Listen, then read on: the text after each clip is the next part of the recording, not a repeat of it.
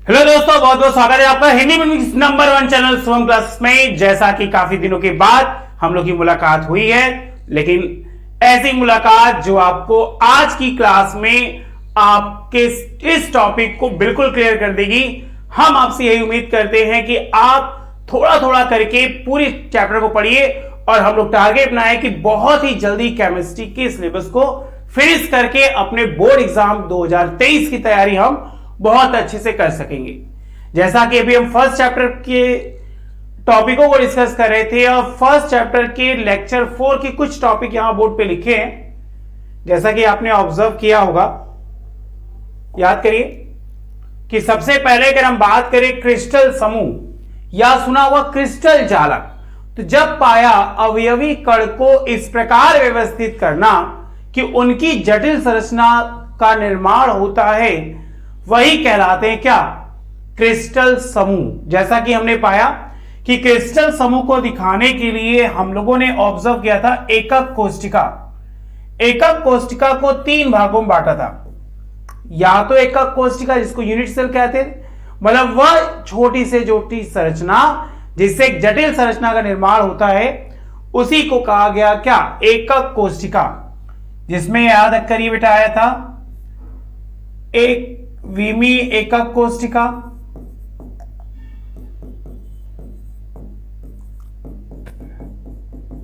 दूसरी अगर हम बात करें द्विविमी, तीसरी बेटा त्रिविमी। मतलब इस प्रकार एकक कोष्टिका को रखना कि एक जटिल संरचना का निर्माण हो सके जिसमें लगभग 6 पैरामीटर थे। याद करिए कौन कौन से? ए, बी, सी, और उनके बीच बनने वाला कोण कौन सा? अल्फा, बीटा और गामा। ये मिलकर ही जटिल संरचना का निर्माण किए थे जो हमने ठोसस एकक कोष्टिका में देखी थी। आज की क्लास हमारी है ठोसों की निबिड़ संरचना, या जिसे एक नाम और से जानते हैं निबिड़ संकुलन संरचना। इसके कहने का यह अर्थ है कि ठोसों को इस प्रकार व्यवस्थित करना, जैसे अगर हम बात करें अवयवी कण की, तो लास्ट क्लास में हम लोग डिस्कस कर रहे थे संरचना के बारे में। तो हम लोगों ने पाया था उनकी संरचना में ये जो पॉइंटेड था, देखिए ध्यान से, पैरामीटर ए, बी, सी, अल्फा, बीटा और गामा। याद आया? इनकी संरचना का जो निबिड़ भाग था उसमें इस बात को बताया गया कि ऐसी संरचना जिसमें अवयवी कण की व्यवस्था में कम से कम रिक्त स्थान हो, उसी को कहा गया क्या? निबिड़ संरचना। तो बेटा कॉपी निकाल लीजिए, हो जाइए तैयार। जितनी जल्दी आप करेंगे उतनी जल्दी क्लियर होगा। हम भी एकदम ऑनलाइन है, आपकी चीजों को देख रहे हैं। ठीक है, रेडी? चला जाए, जल्दी से बेटा कॉपी करिए। चलो लिखिए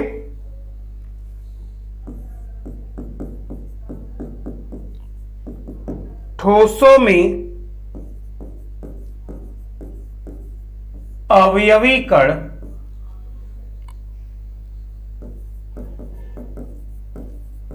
इस प्रकार व्यवस्थित करना, इस प्रकार व्यवस्थित रहते हैं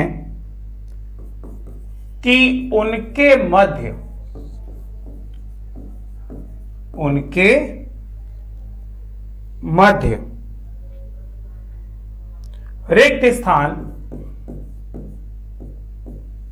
रिक्त स्थान कम हो। इस व्यवस्था से जो संरचना निर्मित होती है, इस व्यवस्था से जो संरचना निर्मित होती है उसे क्या कहते हैं? उसे ही निबिड़ संकुलन संरचना कहते हैं। देखिए बेटा, कहा गया कि ठोसों में अवयवी कण इस प्रकार व्यवस्थित रहते हैं कि उनके मध्य रिक्त स्थान कम हो। इस व्यवस्था से जो संरचना निर्मित होती है उसे ही कहा जाता है क्या? निबिड़ संकुलन, है ना बेटा? निबिड़ संकुलन संरचना। इस लाइन में कोई दिक्कत?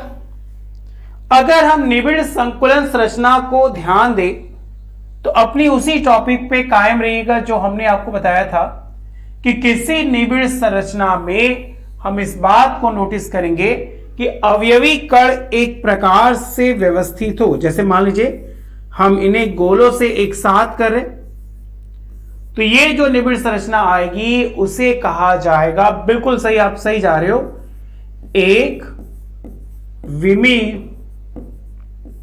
निबिड़। जैसा कि हमने क्रिस्टल समूह और ब्रावे जालक में आपको समझाया था। अब बहुत सारे बच्चों ने लास्ट होमवर्क भेजा था, ये अच्छा लगा। कुछ बच्चे ऐसे भी हैं जो होमवर्क नहीं कर रहे हैं, तो बेटा आप सोच लीजिए जितनी ज्यादा प्रैक्टिस करेंगे उतनी ज्यादा आपको ही क्लियरिटी होगी। ठीक है? एक विमीय निबिड़ जिसमें ठोसों के गोले आपस में इस प्रकार व्यवस्थित हैं। अब जैसा कि नाम है दूसरा, क्या लेंगे? द्विविमीय निबिड़।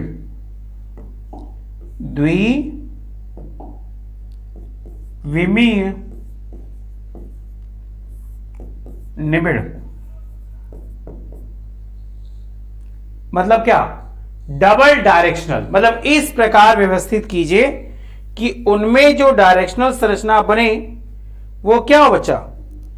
एक से ज्यादा हो। एक से ज्यादा मतलब क्या? डबल। जैसे अगर हम संरचना देख रहे हैं तो इसमें इस प्रकार व्यवस्थित कर दें कि उनकी संरचनाओं में डबल संकुलित संरचना प्रदर्शित हो, उसी को कहते हैं क्या? द्विविमीय निबिड़। और तीसरा इजी, तीसरा क्या है भाई?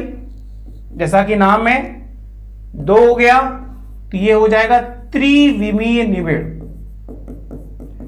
मतलब विमीय संरचना को तीन भागों में बांट दिया, एक विमीय, द्विविमीय और त्रिविमीय। अगर हम द्विविमीय की बात करें तो देखो यही कोष्टक बनते हैं इसमें। त्रिविमीय में आ जाओ बेटा, बिल्कुल साफ साफ ऐसे चित्र को बनाओ।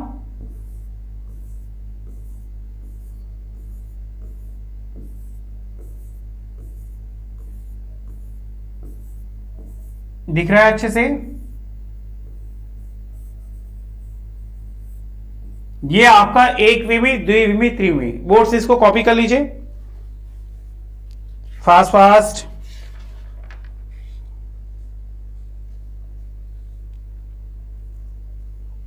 यहां तक कोई प्रॉब्लम है तो बताइएगा।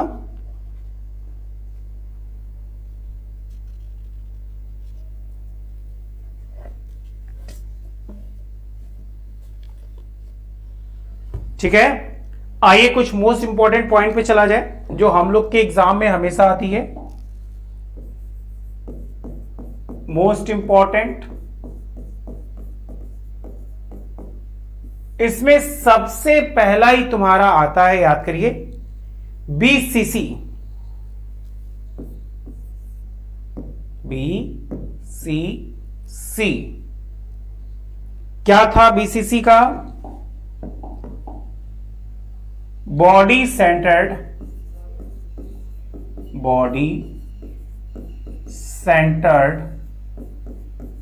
क्यूबिक। अब जैसा कि हम बात करेंगे उससे रिलेटेड है, संकुलन से, तो पैकिंग। क्या बेटा? पैकिंग, जिसे हिंदी में कहते हैं अंतः केंद्रीय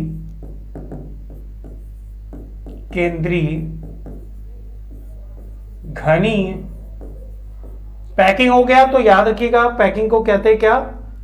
संकुलन। बताइए इस लाइन में कोई दिक्कत है? अब इसके बाद आपको याद आएगा सबसे इंपॉर्टेंट नाम, जैसे एससीसी, एचसीपी, एफसीसी। क्या कोई मुझे इनके फुल फॉर्म बता सकता है? जल्दी से बताइए, देखिए कौन कौन बता सकता है। इन सभी के फुल फॉर्म बताइए बेटा, जल्दी जल्दी। देखिए कौन सबसे पहले बताता है। बहुत इजी है, फंडा बता दें। एस का याद कर लीजिए सिंपल, एच का याद कर लीजिए हेक्सागोनल, एफ का याद कर लीजिए फेस,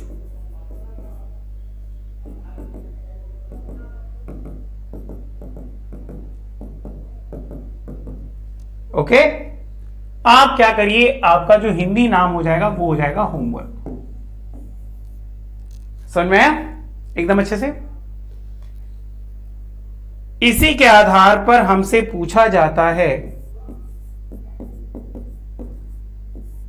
क्रिस्टल संरचनाओं के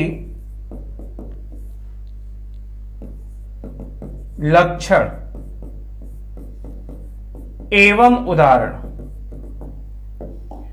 अगर हम बात करें क्रिस्टल संरचनाओं के लक्षण की, तो सबसे पहले क्या करिए, ऐसे कॉलम बनाइए। क्रिस्टल संरचना, कौन सी क्रिस्टल संरचना है? ये बेटा मोस्ट इंपॉर्टेंट है, एग्जाम में आती है।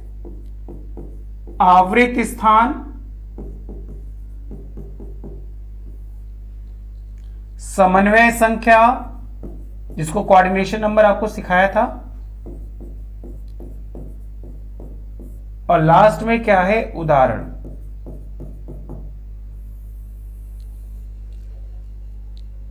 सबसे पहले बात करेंगे क्या? क्रिस्टल संरचना, जिसको आपको याद कराया था एससीपी, जिसमें आवृत स्थान होता है लगभग 74%। समन्वय संख्या इनकी 12 होती है।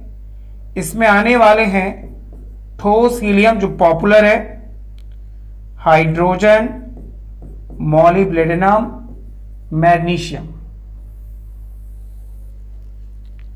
इसके बाद सीसीपी या एससीपी, सेम बेटा 74%, कोऑर्डिनेशन नंबर 12।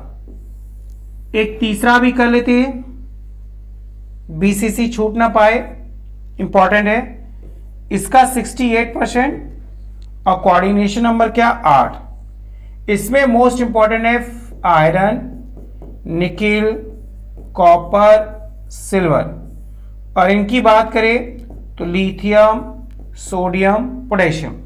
ये आपके 2015 से लेकर 2020 के बीच में पूछे जाते हैं। एससीपी, सीसीपी, बीसीसी बताइए। जो बच्चे आज क्लास में जुड़े हैं वो बेटा ध्यान से देखेंगे ये छोटी छोटी टॉपिक, क्योंकि आप पिछला नहीं पढ़े हो, तो थोड़ा सा अगर प्रमोट करोगे तो आपको अच्छे से आ जाएगा। कॉपी करिए बेटा। यहां तक कोई प्रॉब्लम है किसी को? क्लियर है तो यस सर में आंसर दीजिए।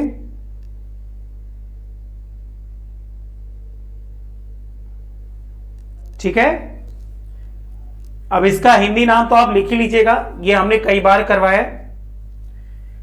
आइए नेक्स्ट है हमारी संकुलन क्षमता, जिसको कहते हैं पैकिंग क्या एफिशिएंसी। एफिशिएंसी आप देखेंगे आपके बोर्ड एग्जाम में इससे भी संबंधित क्वेश्चन आते हैं। क्या है? Packing efficiency. लिखिए,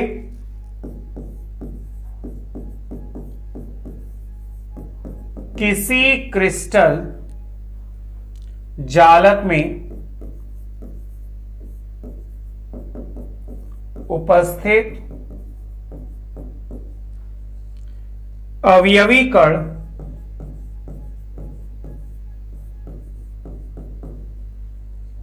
जालक के कुल आयतन का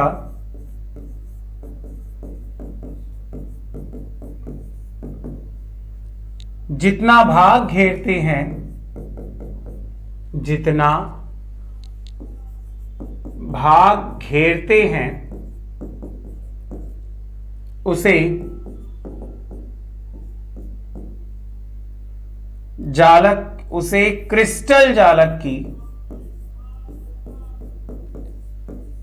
बेटा आपके आंसर नहीं आ रहे, जल्दी जल्दी आंसर भेजो। हम देख रहे हैं कि देखिए कौन कर पाता है। ठीक है, उसे क्रिस्टल जालक की क्या कहते हैं बेटा? संकुलन क्षमता कहते हैं। एक छोटा सा फॉर्मूला बता रहे हैं, उसको आप कॉपी कर लीजिएगा। कॉपी में ऐसे लिखिएगा, संकुलन क्षमता बराबर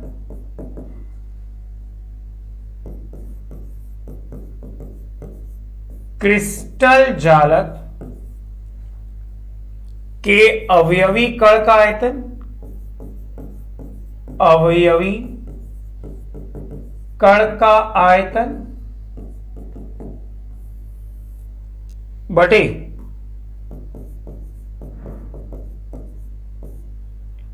क्रिस्टल जालक का कुल आयतन।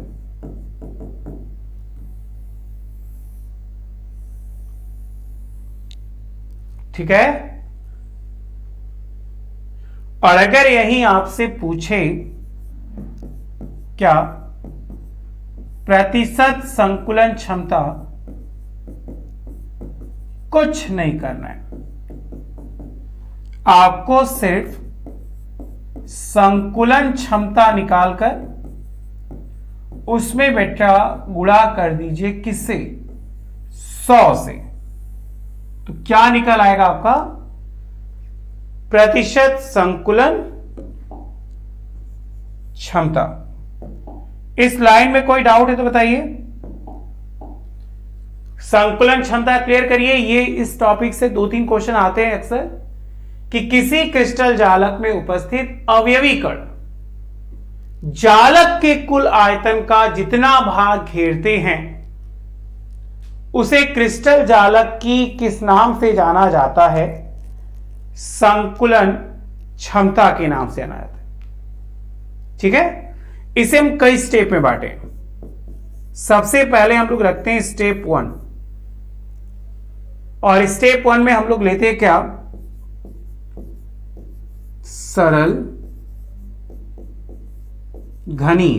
अब जैसे ही याद आएगा दिमाग में आना चाहिए एससीसी। अभी कुछ देर पहले आपको होमवर्क दिए, इसे समझिए। ठीक है, क्या है? सरल घनीय एकक कोष्ठिका के लिए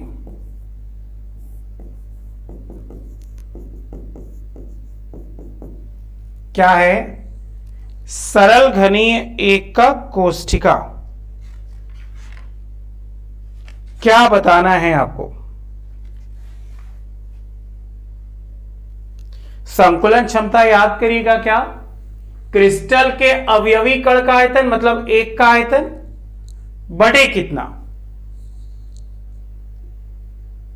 क्रिस्टल जालक का कुल आयतन। हमसे क्वेश्चन में कह रहा है कि सरल घनी की एकक कोष्ठिका के लिए कितनी वैल्यू होगी? तो 2 बातें याद रखें। एक संकुलन क्षमता जैसे वहां बता रहे थे, तो संकुलन क्षमता आप याद कर लीजिएगा 52.4%, और साथ ही साथ रिक्त स्थान 100 में से इसको घटाइए, ये आपका क्या है, संकुलन क्षमता प्रतिशत में, और घटाओ तो 57.6, ये क्या था, रिक्त स्थान। हम लोगों के एमसीक्यू क्वेश्चन में 2 क्वेश्चन आएंगे कि संकुलन क्षमता कितनी होगी सरल घनी में, और उसमें रिक्त स्थान कितना होगा। ये प्रोसेस किसका है बेटा, एससीसी, ठीक है, ये एससीसी का है। थोड़ा सा और आगे चले, आइए बीसीसी में चला जाए। बीसीसी को हिंदी में क्या कहते हैं, फलक केंद्रित, फलक केंद्रित मतलब एफसीसी, घनीय एकक कोष्ठिका, घनीय एकक कोष्ठिका के लिए। अभी कुछ देर पहले आपको लिखवा रहे थे कि आप याद कर लीजिएगा, इसका कितना था, 74%। ये होगा क्या, संकुलन क्षमता प्रतिशत। अब बेटा इसको घटा दो, तो 100 में से घटाओगे तो कितना आएगा बेटा, 26। ये क्या हो जाएगा, रिक्त स्थान। ठीक है, थोड़ा सा और आगे चले, चलिए स्टेप 3।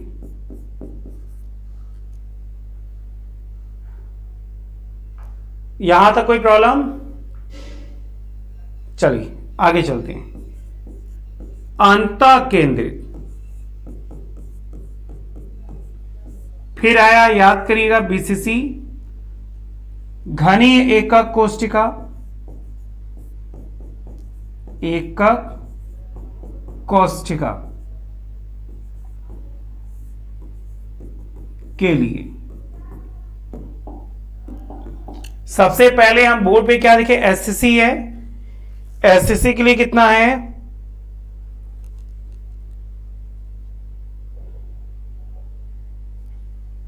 एससीसी के लिए आप देख लीजिए 52.4% और उसका 47.6, 74.26। अब आया अंतः केंद्रित, अंतः केंद्रित में आप देखिए 68 बीसीसी आपका, संकुलन प्रतिशत, और 32 रिक्त स्थान। एक और आ जाते हैं षटकोणीय निबिड़, मोस्ट इंपॉर्टेंट, जैसा कि आपको बताया था स्टेप 4। क्या बेटा, षटकोणीय निबिड़, जिसको क्या बताया था, एससीपी, निबिड़ घनीय एकक कोष्ठिका के लिए। हम किसकी बात करने जा रहे हैं, षटकोणीय निबिड़ की। तो सेम जैसा कि कुछ देर पहले बता रहे थे, 74% और 26%। बताइए, ये है वो लक्षण जो हमें बताते हैं क्या, संकुलन क्षमता किसमें कितनी होगी। कॉपी करिए। इस लाइन में कोई प्रॉब्लम है,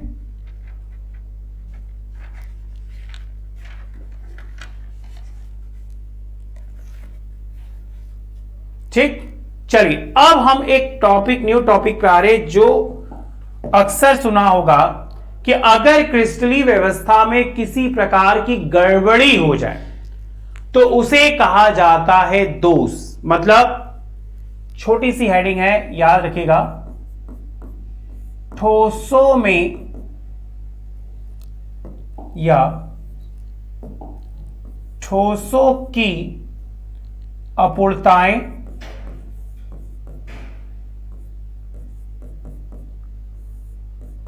एवं गुणधर्म, कि अगर कोई ठोस संरचना बनने में किसी प्रकार की अपूर्णताएं हो गई, मतलब वो क्या हो जाए, व्यवस्थाएं, रिक्त स्थान और उनके बीच का अवयव बड़ा हो जाए, तो उसे हम किस प्रकार से समझेंगे। तो हमने क्या पाया कि अगर ठोसों की संरचना की अपूर्णताएं क्या हो जाए, निम्न हो जाए, तो उनमें निम्नलिखित प्रकार के दोष आ जाएंगे। और हमें अच्छे से याद है, हमारे बच्चे तुरंत याद करेंगे कौन से दोष, साटकी दोष, याद आ रहा है, फ्रैंकल दोष। बिल्कुल आप सही जा रहे हो, बिल्कुल आपके दिमाग में आ रहा है कि ये चुप बात, कि अगर हम बात करेंगे ठोसों की अपूर्णताएं तो कौन कौन से दोष याद आएंगे। ठीक है, आइए इस बात को समझते हैं। हम शुरू से बात करें क्रिस्टल की संरचना, है कि नहीं। देखिए,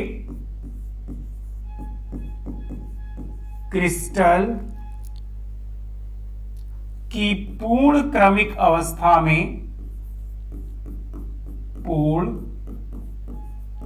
क्रमिक व्यवस्था में, बेटा व्यवस्था का मतलब जिस प्रकार उनके कणों को व्यवस्थित करते, ठीक है, कोई भी अनियमितता या विचलन, कोई भी अनियमितता या विचलन क्रिस्टल दोष कहलाता है। ठीक है, क्रिस्टल दोष कहलाता है। बताइए,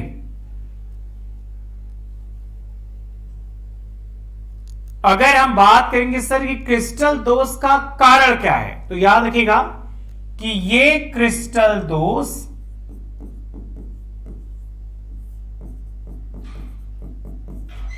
ठोसों की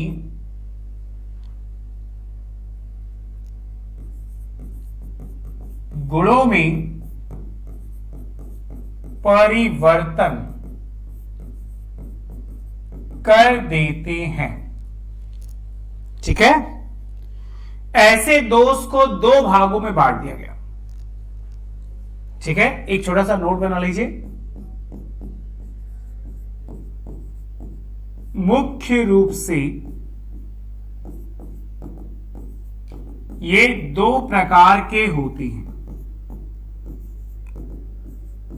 एक बच्चा याद रखिएगा, क्या, बिंदु दोष, और दूसरा याद करिए रेखीय दोष, है कि नहीं। मतलब अगर क्रिस्टलीय संरचना में हम इस प्रकार व्यवस्थित करें कि उनकी जो क्रिस्टल संरचना में जो बिंदु है एक से दूसरी जगह, उनकी संरचना में किसी प्रकार की क्या आ जाए, गड़बड़ी, तो उसे कहा गया क्या, बिंदु दोष। और रेखीय दोष का मतलब क्या है, जो रेखाओं के द्वारा निरूपण हुआ गया ठोसों की क्रिस्टलीय संरचना के निर्माण में, उन्हें कहा जाएगा क्या, रेखीय दोष। बताइए,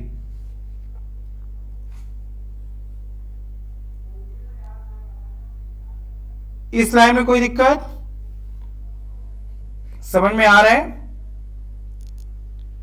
अगर हम बात करेंगे इस प्रकार के डिफेक्ट को, कौन, सबसे पहले लेते हैं इसको, बिंदु दोष।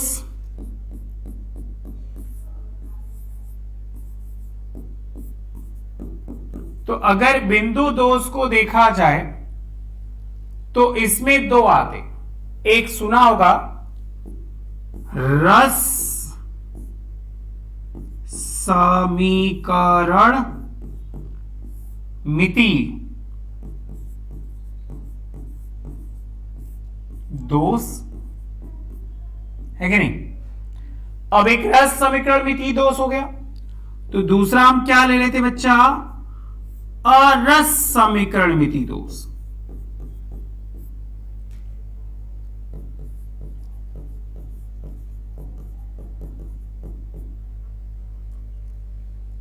रस समीकरण मिति में सबसे पहला ही याद आता है आपको क्या? अगर स्थानों की संरचनाओं में व्यवस्था गड़बड़ हो जाए तो उसे कहा गया क्या? रिक्तिका दोष। मतलब व्यवस्थाओं में किसी प्रकार की क्या गड़बड़ी। दूसरा सुना होगा, अगर अवयवी कण अपने स्थान से विचलित हो जाए या गायब हो जाए तो उन्हें कहा गया अंतराकाशी दोष।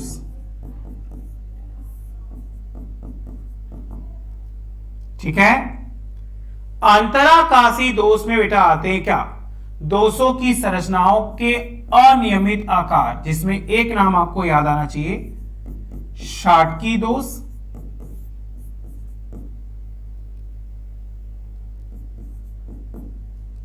और दूसरा नाम सुना होगा फ्रैंकल दोष। अब यही इंपॉर्टेंट है, इसी को ध्यान देना है, यही सब सारी चीजें हमारे एग्जाम में आएंगी। ठीक है, ये था हमारा रस समीकरण मिति का दोष। अगर हम अरस समीकरण मिति को ध्यान दें तो इसमें पूछा जाता है धनायन, जैसा कि मेरे बच्चे जानते हैं, धनायन मुख्य रूप से किस पे होता है? धातु पे।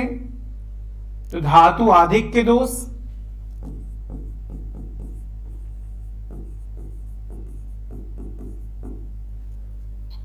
बताइए, और दूसरा क्या? ऋण आयन। एक आपका है क्या?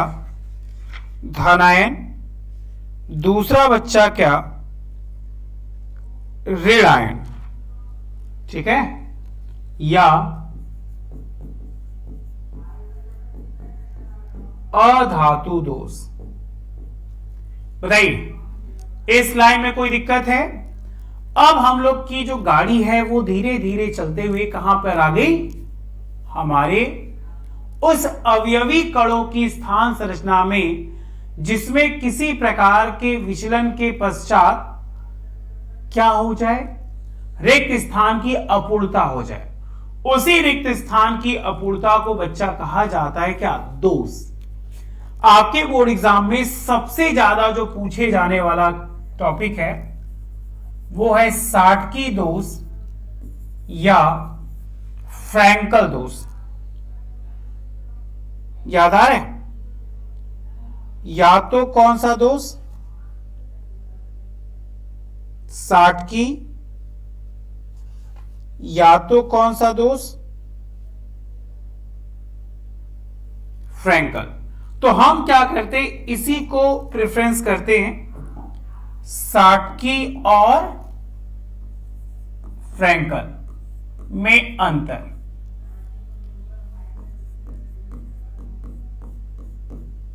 शाटकी दोष और फ्रैंकल दोष। चलिए बेटा,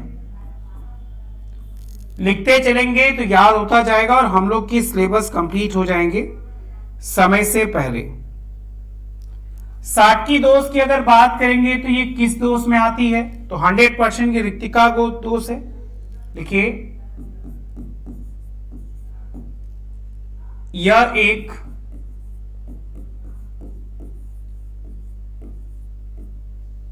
रिक्तिका दोष है।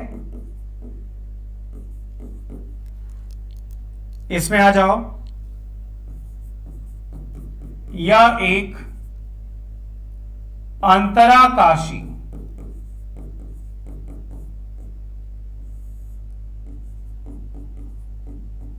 दोष है। ठीक है, यह रिक्तिका दोष है, यह अंतराकाशी दोष है। सेकंड पॉइंट, इसमें धनायन और ऋणायन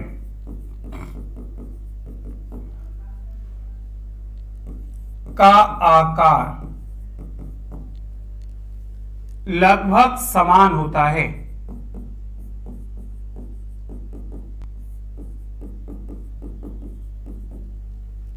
इधर आइए बेटा, इसको फर्स्ट पॉइंट कर दी, इसको सेकंड पॉइंट। इसमें धनायनों का आकार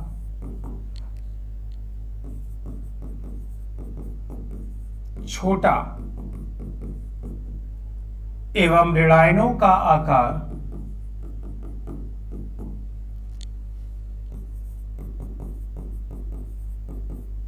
क्या बड़ा होता है। ठीक है, धनायन छोटे होते हैं, ऋणायन बड़े होते हैं। थर्ड पॉइंट, इसमें आयन क्रिस्टल जालक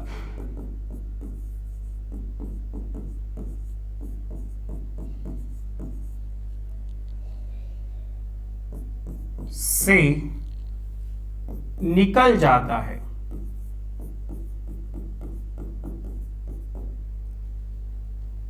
इसमें आयन अंतराकाश में चले जाते हैं।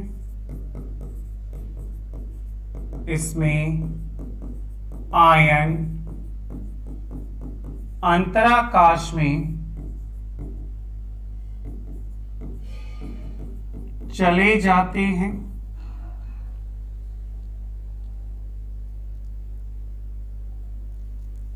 चौथा,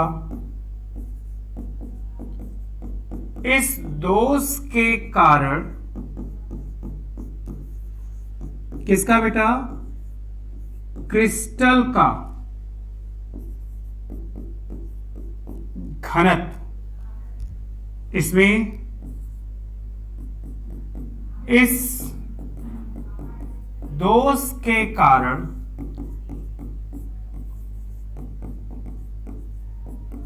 क्रिस्टल का घनत्व अपरिवर्तित रहता है। ठीक है, और यहां अगर हम बात करेंगे घनत्व तो क्या होता है? घट जाता है।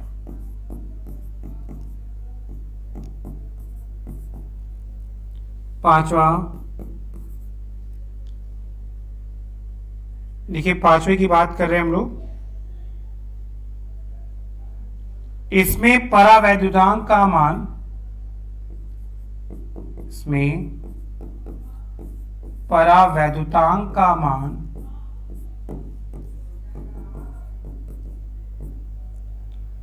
अपरिवर्तित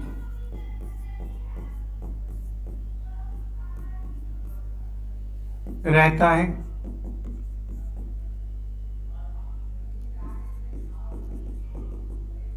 और यहां याद रखिएगा 5 पॉइंट बहुत है।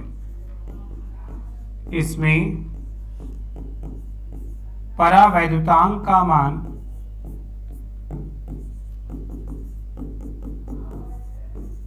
बढ़ जाता है। लास्ट है उदाहरण कि इसमें मुख्य रूप से कौन आता है। तो जैसे मान लीजिए KCl, NaCl, और इसमें मुख्य रूप से आता है क्या? AgCl, AgBr, ZnS। बताइए बेटा, इस लाइन में कोई दिक्कत है? साटकी दोष और क्रिस्टली दोष में।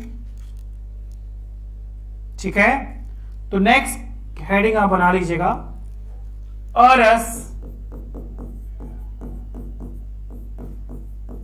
समीकरण मिति दोष। एक बार आइए हम लोग शुरू से बात करें। आज की क्लास में हम लोगों ने क्या डिस्कस किया? बहुत सिंपल तरीके से हम लोग पिछली क्लास में क्रिस्टल समूह पढ़े और एक पढ़ा था क्या? ब्रावेज जालक। उसके बाद 7 क्रिस्टल समूह का फॉर्मेट देखे और लास्ट में हम लोगों ने क्या? एकक कोष्टिका पढ़ी जिसके कई पैरामीटर थे 6। आज की क्लास में हम लोग देखे ठोसों की निबिड़ संरचना। ठोसों की निबिड़ संकुलन संरचना में अवयवी कण की व्यवस्था को प्रदर्शित किया जाता है। कि किस प्रकार अवयवी कण एक दूसरे से क्या होते मिलते हैं, जिसमें हमने जाना कि ठोसों में अवयवी कण इस प्रकार व्यवस्थित रहते हैं कि उनके मध्य रिक्त स्थान क्या हो, कम हो। तो इस व्यवस्था को से जो निर्मित संरचना होती है उसे ही निर्बिड़ संकुलन क्षमता कहते हैं, क्लोज। जैसा कि देख सकते हैं, गोलों से दिखाए तो 3 भागों में बांटे। यहां पे देख सकते हैं आप 1 विमी, 2 विमी, 3 विमी, मतलब 1, 2 और 3 डायमेंशनल। ठीक है। मोस्ट इंपॉर्टेंट, जैसे आपको याद होगा बीसीसी, एससीसी, एससीपी, एफसीपी। तो अगर हम बात करें सबसे पहले बीसीसी की, बॉडी सेंटर्ड क्यूबिक पैकिंग, ये आप याद कर लीजिएगा फुल फॉर्म, और इसके साथ इसका हिंदी वर्ड इसके बाद हम लिखे भी, लेकिन फिर भी हम याद दिए कि देखिए आपको कितना याद होता है। एग्जाम में ऐसे ही आता है, बीसीसी के एग्जाम्पल बताइए, एफसीसी के एग्जाम्पल बताइए, एससीपी के एग्जाम्पल बताइए। क्रिस्टल संरचनाओं के लक्षण, क्रिस्टल संरचना हम ले लिए एससीपी, सीसीपी या बीसीसी। इनके बीच का आवृत स्थान, रिक्त स्थान देखो बोर्ड पे, समन्वय संख्या, और इनमें कौन कौन से एग्जाम्पल आते हैं। ओके। इसके बाद हम बात करें संकुलन क्षमता की, तो कहा गया किसी क्रिस्टल जालक में उपस्थित अवयवी कण जालक के कुल आयतन का जितना भाग घेरते हैं उसे ही कहा जाता है क्या, क्रिस्टल जालक की संकुलन क्षमता। जैसे कि हम बात करें क्रिस्टल जालक के अवयवी कण का आयतन बटे क्रिस्टल जालक का कुल आयतन, प्रतिशत संकुलन क्षमता बराबर संकुलन क्षमता गुणे 100। जब आपसे क्या पूछे, प्रतिशत मात्रा। अब देखिए कुछ की प्रतिशत मात्रा रिक्त स्थान नीचे है, जैसा कि इसके पहले मेंशन दिए थे, एससीसी, एफसीसी, बीसीसी, एससीपी का हिंदी फुल फॉर्म, और यही हम आपको दिए, आप यहीं से देख के कॉपी कर लीजिएगा। सरल घनी एकक कोष्टिका, फलक केंद्रित, यहां पे देखिए इसका है, बाकी तो आप समझी जाएंगे, डिस्टर्ब ना हो इसलिए साफ साफ लिख दिए। ठोसों की अपूर्णताएं एवं गुणधर्म, अपूर्णताओं की बात करेंगे तो उन्हीं अपूर्णताओं से उत्पन्न होते दोष। तो कहा गया क्रिस्टल की पूर्ण क्रमिक व्यवस्था में कोई भी अनियमितता या विचलन जो क्रिस्टल संरचना में आती है उसे ही कहा जाता है क्या, क्रिस्टल दोष। ये क्रिस्टल दोष ठोसों के गुण पर परिवर्तित कर देते हैं। 2 प्रकार के, या तो बिंदु दोष होगा या तो रेखीय दोष होगा। ठीक है। बिंदु दोष 2 प्रकार के होते हैं, रस समीकरण मिति और रस समीकरण मिति। इन्हें देखिए रिक्तिका, अंतराकाशी, धनायन, धातु, ऋणायन, शाटकी, फ्रैंकल, सबसे ज्यादा यही पूछा जाता है, शाटकी और फ्रैंकल। तो आप देख सकते हैं बोर्ड पे शाटकी दोष और फ्रैंकल दोष में अंतर है, इसको आप कॉपी कर लीजिएगा, ये आपके एग्जाम में बहुत हेल्प देगा। यह एक रिक्तिका दोष है, यह अंतराकाशी दोष है। इसमें धनायन का आकार ऋणायन का बराबर होता है, उसमें धनायन का छोटा और ऋणायन का बड़ा होता है। इसमें आयन क्रिस्टल जालक से निकल जाता है, इसमें आयन अंतराकाश में चले जाते हैं। इस दोष के कारण क्रिस्टल का घनत्व बढ़ जाता है, वहां अपरिवर्तित रहता है। इसमें परावैद्युतांक का मान अपरिवर्तित होता है, वहां मान बढ़ जाता है। और ये 2 हैं उदाहरण। ठीक, नेक्स्ट हेडिंग बना लीजिए। आज के लिए इतना ही। Thank you so much, bye bye. घर पे रहिए, स्वस्थ रहिए, मस्त रहिए, बाय बाय।